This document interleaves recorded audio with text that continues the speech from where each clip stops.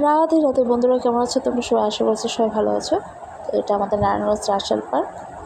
তো বিকালে একটু ঘুরতে বেরিয়েছিলাম।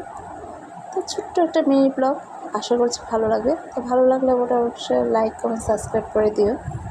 তো দেখতে থাকো আমাদের নারায়ণগঞ্জ রাসেল পার্ক। এটা ভিতরের পরিবেশটা খুবই সুন্দর, খুবই মনোরম পরিবেশ। আর বিকালে ওয়েদারটা তো জাস্ট দারুণ ছিল।